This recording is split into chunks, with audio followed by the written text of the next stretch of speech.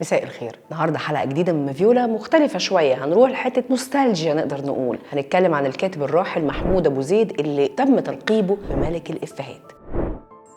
محمود ابو زيد مواليد 7 مايو 1941، اتولد في القاهره وبعدها المرحله الجامعيه يعني دخل معهد العالي للسينما قسم اخراج، وبعدها التحق بكليه الاداب قسم علم نفس وفلسفه، لكن بعدها اتجه للكتابه، يعني موضوع مختلف تماما. لكن الحقيقه ان النظره الفلسفيه او الكتابه الفلسفيه او الدراسه الفلسفيه نفعته جدا، وهنعرف ازاي. بدا الكتابه بمجموعه افلام زي الاحضان الدافئه، الدموع الساخنه، خدعتني امراه، لن اغفر ابدا، كلها افلام كده لو تلاحظوا اتكلم عن المرأة وعالم المرأة وتحليل شخصية المرأة. لكن في مرحلة الثمانينات راح لمرحلة جديدة تماما، وهي الأفلام اللي أطلق عليها اسم الثلاثية، لأن هي تقريبا نفس الروح وهنعرف إزاي. كان فيلم العار، وبعدها فيلم الكيف، وبعدها فيلم جري الوحوش. الحقيقة أن كل أفلامه ممتازة بفكرة أنت أكنك بتخرج بدرس ديني ودرس فلسفي، وفي كم من الوعظ والمسج النهائية، واعتماده بشكل كبير على الآيات القرآنية كمان. والحقيقة أن ده ظهر جدا في الثلاث أفلام اللي احنا بنتكلم عليهم، والثلاث افلام كانوا من اخراج علي عبد الخالق، وكان بطوله الفنان الكبير محمود عبد العزيز. الافلام الثلاثه نجحت نجاح كبير جدا، بس الحقيقه ان مش ده بس سبب نجاحها، لكن كمان الافيهات بتاعه الافلام دي كانت طازجه جدا وكانت غريبه جدا وغير مألوفه، ولغايه دلوقتي احنا بنستخدمها في مفرداتنا اليوميه. واعتمد كمان على الافيهات او الشكل المختلف في الكتابه دوت، شفناه في البيضه والحجر اكيد للراحل العظيم احمد زكي. ومن اهم افلامه كمان اللي انا شايفه ان هي الافلام اللي اتظلمت هو فيلم الذل للمخرج محمد النجار. الجمل الصعبه اللي صعب ان انت تقلدها او تعرف تعيدها تاني او تعرف هي جايه منين يعني، وده زي ما قال الناقد طارق الشناوي ما قال محمود ابو زيد لا يقلد ولا يقلد. يعني الحقيقه ان هو ناس كتير وكتاب كتير حاولوا يخشوا المدرسه بتاعته دي، مدرسه الافيهات الصعبه دي، لكن ما حدش، كله لف ورجع تاني او ما لقاش الصدى المتوقع مع الجمهور. والحقيقه ان هو فعلا ما حدش عرف يستنسخه، وهو كمان فضل البصمه بتاعته مختلفه. الحقيقه ان هو كمان لازم نقول ان هو ما قربش ناحيه الافيهات اللفظيه والايحاءات الخارجه، المنطقه اللي الناس خدت الافيهات لللفظيه للمنطقه دي يعني هو ما راحلهاش نهائي، لكن كان بياخد الافيه من روح الشخصيه زي ما احنا قلنا بتاع الكيمياء يا مترك. هو هنا بيكلم كيميائي، فبالتالي الافيه جاي من روح. محمود عبد العزيز لما كان عامل منجد كانت كل الالفاظ والمصطلحات من الكاركتر بروفايل بتاع المنجد. شفنا كمان لما كان نور الشريف قايم بدور بتاع دهب، او نقدر نقول ان هو سايغ، فبالتالي كل الحاجات الافيهات بتاعته كانت من الصاغه. حتى في الشتايم يعني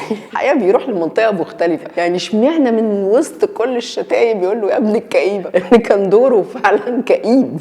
الفكره ان انت مش بتدور على الافيه، انت مش بتجري على الافيه اللي يعلم او ان بتضحك عليه او الناس اللي في الجمهور تسمع صريخ يعني نتيجه او تسقيف نتيجه الافيه. لا، انت الافيه يتقال وتقعد تفكر فيه لان وراه عمق، وراه جذور، مبني صح زي ما قلنا على الكاركتر بروفايل او على الحاله اللي هي بتخدم عليها الفيلم كله. يعني زي ما قلنا في فيلم الكيف، الفيلم كله بيتكلم على خطوره المخدرات، ما قالكش ان ما فيش الكلام ده، لكن كل المصطلحات اللي في الفيلم بتدور حوالين مخدرات واثارها. بيقول كشكل ارهاصه ان الحكايه بقت منتشره وبقى في تنويعات مختلفه من المخدرات وبتوليفات مختلفه، مش بس اثر المخدرات، لا هو قال لك ان الشهادات دي مش هيبقى لها قيمه، ملهاش قيمه، احنا في عصر تفتيح المخ. ولما قال كمان ان احنا لو حطينا مخدرات بس الناس مش هتتكيف، لازم نشاره الخشب بقت مكون اساسي، الغش بقى اساسي. فبالتالي هو ما اتكلمش بس على فكره المخدرات البيور، احنا بقينا حتى بنغش في الغش. ودي نفس تقريبا التنويعه او الجمله اللي هو كان عايز يقولها برضه في البيضه والحجر، ان هو لما احمد زكي في اخر الفيلم حب ان هو يتطهر ويقول يا جماعه انا دجال، انا نصاب، الناس قالوا لا انت بتقول كده، فكره الغش في الغش، فكره ان انت هتدجل في الدجل، لا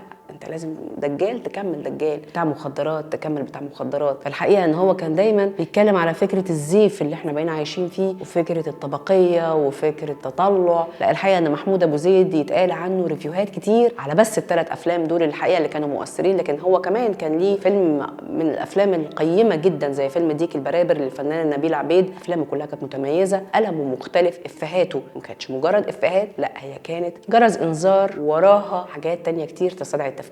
ويا ريت كل كتابنا يتعلموا ان يبقى ورا الحكايه، ورا الحدوته، جدر ثابت في الارض وعايز يقول من وراه رساله، مش شرط تكون مباشره لكن كمان ممكن تكون مستخبيه.